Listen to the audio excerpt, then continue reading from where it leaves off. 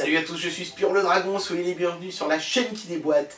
1er décembre oblige, nous allons aujourd'hui entamer traditionnellement notre nouveau calendrier de lavement version 2017. Ah, Noël, c'est la période de l'année que je préfère. Il fait nuit à 4 heures, on se pèle les miches, on est enrhumé à mort, on est grippé. La tante Bertha va vous raconter pour la 42e fois comment elle a rencontré tonton Louis pendant le repas de Noël. Vous allez bouffer des chocolats dégueulasses qui vont vous filer la chiasse. Sans parler de tous les cadeaux de merde dont vous n'aviez pas envie qui vont finir sur eBay et Le Bon Coin. Ah, la magie de Noël, c'est formidable. Et quoi de mieux pour attendre la magie de Noël qu'un bon vieux calendrier de lavement? Alors pour ceux qui ne se souviennent pas du principe, dans cette petite boîte devant moi, il y a 24 objets. Enfin 23 et le 24e, c'est toujours une petite surprise spéciale. Exactement comme les calendriers de l'Avent qu'on vous vend dans les magasins, derrière chaque case se cache une petite déception. Voilà. Et bon, on fera un petit peu moins décevant pour le 24 décembre, c'est la même chose tous les ans. Alors sans plus tarder, c'est parti pour le premier jour du calendrier de l'Avent 2017. C'est parti!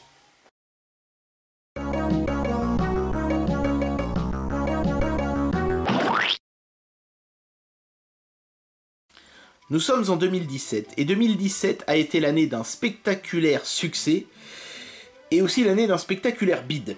Le spectaculaire succès, ça a été les fidget spinners, ou hand spinners si vous préférez.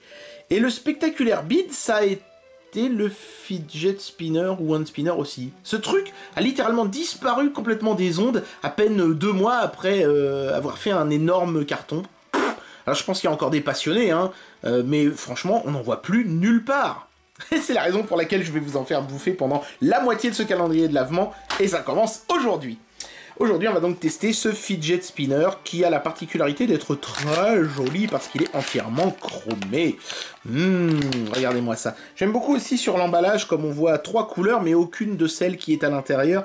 Et puis, je sais pas, ils ont cru nécessaire de nous mettre un blueprint, comme si on savait pas comment ça marche, un fidget spinner.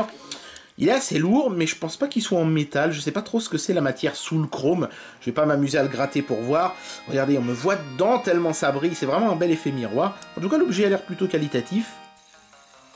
Et voilà, donc pour ceux qui savent pas à quoi ça sert un fidget spinner, et ben voilà, vous le voyez dans toute sa gloire. Ça sert à tourner. Pas étonnant que ce truc ait fait un bide. En fait, ça ne sert à rien. Alors on peut faire des tricks, les passer d'une main à l'autre et tout ça. Chose que je ne vais absolument pas faire, car je suis d'une affreuse maladresse avec mes doigts boudinés. C'est tout pour aujourd'hui.